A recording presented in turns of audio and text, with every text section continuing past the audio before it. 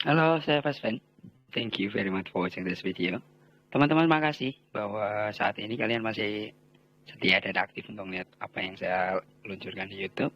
Dan saya sih berharap bahwa ini akan bisa berguna untuk semuanya, terutama pada saat Anda masih belajar untuk analisa dan Anda masih aktif dalam trading. Oke.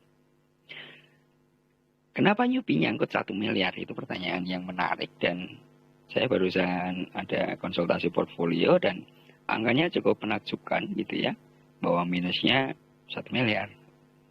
Pertanyaannya adalah kenapa bisa terjadi seperti itu gitu ya, dan bagaimana cara untuk ngatasinnya. Kita akan diskusi beberapa hal di depan bahwa bagaimana cara ngatasinnya, dan saya akan juga tunjukin beberapa juga yang mungkin nanti akan bisa manfaat buat Anda kalau pola-pola trading Anda masih sama seperti apa yang saya coba sampaikan kali ini.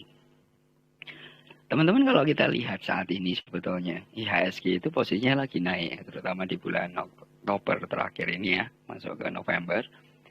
Di masa periode window dressing ya, ada impactnya dari berita-berita ekonomi ya, tetapi periode normal dari transaksi saham sebetulnya iya. Biasanya kuartal 4 itu akan bergerak naik sampai kira-kira Desember. Tetapi kenapa banyak orang yang nyangkut, terutama anak-anak milenial, orang tua juga ada, terutama teman-teman yang masih newbie. Kalau saya perhatikan bahwa isu utamanya paling besar itu adalah psikologi. Menurut saya bahwa trading itu 99% adalah psikologi, terutama buat newbie ya. Statement ini bisa banyak didebat orang, saya juga pernah didebat cukup kencang oleh salah satu teman gitu ya. Karena teman masih sangat teoritis, dia baca sana-sini bahwa ada hitungan-hitungannya. It's okay, but ini pendapat saya bahwa trading buat seorang newbie itu 99% psikologi. Seseorang bisa belajar mengenai analisa, kemudian kemana harga itu bergerak, bagaimana entry, bagaimana keluar, itu bisa. Problemnya adalah pada saat eksekusi, orang itu akan berhadapan dengan dirinya sendiri. Contoh, misalkan masuk Cleo kemarin, atau masuk Unilever misalkan. Harganya naik, yes. Posisinya untung 5%, iya. Tapi pasti masih berharap, ini masih naik lagi, karena ada harapan yang ditaruh di sana, atau hope. Tetapi pada saat naik 15%, apakah langsung dijual diambil? Biasanya sih tetap tidak. Eman-eman, kan udah naik. Analisanya sih masih naik lagi. Si A, si B, si C itu analisa naik lagi. Begitu masuk ke 20%, masih juga nggak mau dijual biasanya. Tetapi begitu besoknya drop, hope-nya itu akan nongol lagi. Ah, nanti balik lagi. Drop lagi, nanti balik lagi. Itu adalah titik eksekusi dan sebetulnya itu psikologi dan kita berhadapan dengan diri kita sendiri dan itu nggak ada yang bisa bantu sebetulnya pada titik itu karena eksekusinya harus cepat. Nah, kalau kita lihat sekarang misalkan kayak Unilever, berapa hari dia naik cukup tinggi setelah sideways lama, analisanya cenderung naik, yes. Tetapi begitu kemarin ada berita mengenai penjualan Unilever yang didukung oleh skincare, itu drop. Itu naik 5% penjualan. Sahamnya hari Jumat langsung drop. Pertanyaannya naik lagi atau enggak? Analisa bisa macam-macam, but apapun analisa itu adalah estimasi, jangan pernah lupa teman-teman. Nah, kalau seperti itu, itulah yang saya bilang bahwa pada akhirnya rekomendasi apapun itu akan balik ke diri kita sendiri. Atau biasanya newbie itu termakan oleh iklan-iklan seperti ini. Elsa 7% naik. Ini loh keberhasilannya selama bulan ini. Apakah mereka salah? Tidak, mereka benar. Atau ada yang bilang, nih rekom 3 hari terakhir cuannya sekian. Cuannya benar kalau Anda lihat dari IDX data ataupun lihat chart dimanapun ya memang kenaikannya segitu. Apakah mereka rekomnya salah? Tidak juga. Apa yang mereka berikan, mereka punya dasar setiap grup-grup yang ada. Masalahnya adalah bagaimana eksekusi yang dilakukan. Dan itu kita pribadi sebetulnya. Ada yang mungkin menjanjikan ya dicoba aja. Karena setahu saya adalah rekom itu bagus. Problemnya selalu ada di balik ke diri kita masing-masing. Karena kitalah yang eksekusi sendiri. Kecuali Anda pakai sistem joki. Akun Anda diserahin orang dan orang lain mainkan. Itu beda game lagi. Nah, kita coba lihat. Ini adalah yang saya sampaikan di topik kali ini. Kalau Anda lihat bawahnya. minusnya berapa, Anda bisa lihat nolnya gitu ya. Totalnya 1M minus. Yang untung baru Antam 600.000, BNI ya hampir 500.000 lah ya. Kemudian BRI itu dia untung 1,6.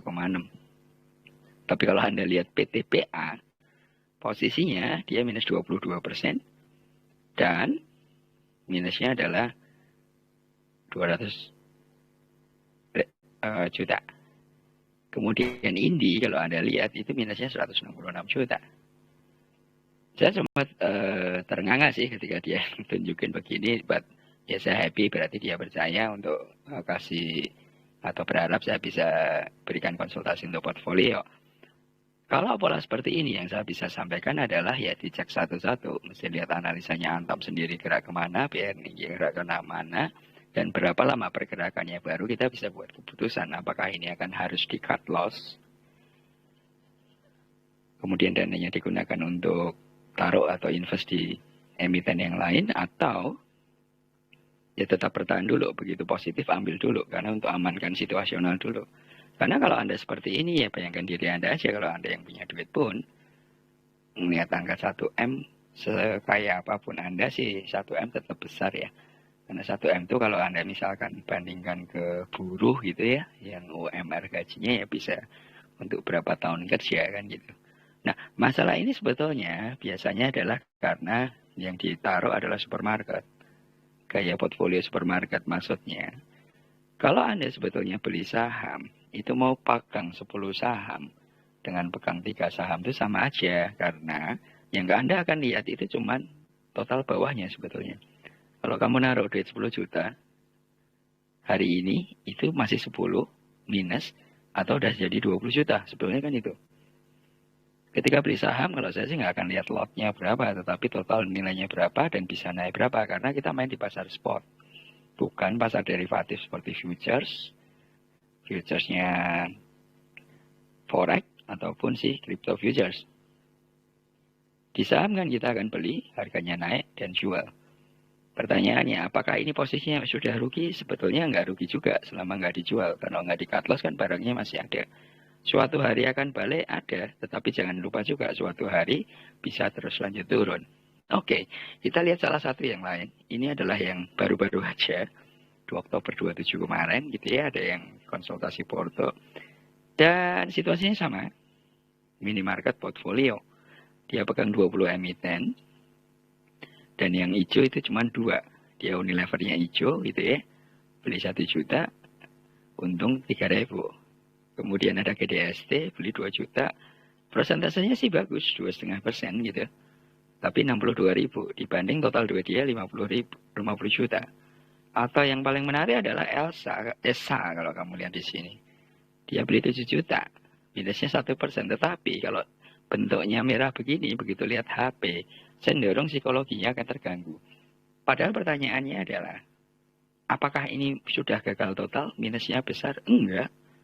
Kalau Anda lihat di bawah, minusnya itu sekitar 5%. 5% itu pergerakan 1-2 hari biasanya. Kalau Anda bicara di saham. Jadi sebetulnya kalau dana yang ada dikerucutkan, itu untuk ganti 5% yang posisi minus ini sangat mungkin. Tetapi dengan posisi minimarket portfolio, Anda bisa lihat yang sebelah kanan, ketika konsultasi dan kita mau diskusi, itu harus dicek satu persatu. Dan Anda lihat aja kalau dari media yang ada itu posisinya adalah minus semua. Ini yang saya bilang mengganggu psikologi. Nah, ketika situasi ini seperti ini harus bagaimana? Anda sebenarnya bisa cek, ini bisa masuk ke Excel. Ini saya kasih contoh lagi. Seperti ini. Ini adalah teman juga yang konsultasi, tapi ini bukan yang baru, ini agak lama udah. Dia pegang 16 emiten. Total duit dia awalnya 81 juta, dan sekarang tinggal 78 juta. Itu sudah paniknya ampun-ampun gitu ya. Karena merasa gagal total. Kenapa merasa gagal? Karena 61% dari dana yang dia tempatkan, itu posisinya minus. Meskipun minusnya besar atau tidak, enggak juga sih sebetulnya. Kita ambil contoh yang agro, dia posisinya kalau secara emiten minus 20%. Tetapi sebenarnya secara nilai dari total dia itu hanya 0,6%. Sebetulnya kecil. Nah, Kalau di pola ini, Anda bisa buat ini modelnya pakai Excel, Anda buat sendiri, Anda susun, kemudian Anda analisa. Yang minus besar itu sebetulnya kontribusi totalnya ke total portfolio Anda berapa. Karena kalau lihat ini, totalnya hanya 3,8% minusnya, atau masih 3%-an. 3% kalau Anda kerucutkan duitnya dengan 81 juta, atau sekarang tinggal 78 juta, ya 78 juta kalau cari cuan 2 juta masa nggak susah sebetulnya kalau di saham. Selama Anda bisa analisa, Anda ngerti harus masuk yang sebelah mana, ini duit besar dan mengembalikannya bisa sangat cepat sekali. Nah caranya seperti apa? Kalau sudah seperti ini, cara yang paling mudah, tetapi balik lagi ke kerelaan hati ya. Cara yang paling mudah adalah ya di close semua dulu aja, kemudian buat lembaran baru. Itu cara pertama. Cara kedua itu adalah ya analisa satu-satu. Kemudian buat rentang waktu, apakah seminggu, 2 minggu, max 3 minggu misalkan. Kalau dia nggak balik ya Anda harus putuskan untuk buang. Dan akuin kerugiannya atau kesalahan posisional yang sudah pernah dilakukan. Di saham lebih ke arah itu. Kenapa? Kalau enggak, satu psikologimu akan rusak, one psikologimu akan terganggu, Anda nggak akan pernah bisa trading dengan baik. Duit 78 juta itu bukannya nambah balik, tetapi bisa nambah turun. Dan semakin turun, biasanya akan semakin masalah buat kita saat trading. Jadi, kembali ke masing-masing, saya lebih ke ngasih metode yang mungkin berguna untuk Anda, terutama Anda yang suka bikin portfolio minimarket. Oke, thank you very much for watching this video. Tapi sebelumnya, kalau Anda pengen belajar tentang analisa dan ingin didampingin, Anda bisa chat saya di Telegram @fastfan. Saya akan dampingin Anda dengan baik sampai Anda mandiri. Atau kalau Anda ingin baca-baca buku, ada di Google Play Book. Anda bisa ketik Fastfan dan buku saya dari sana. Anda bisa belajar awal dari sana. Thank you very much for watching this video. See you.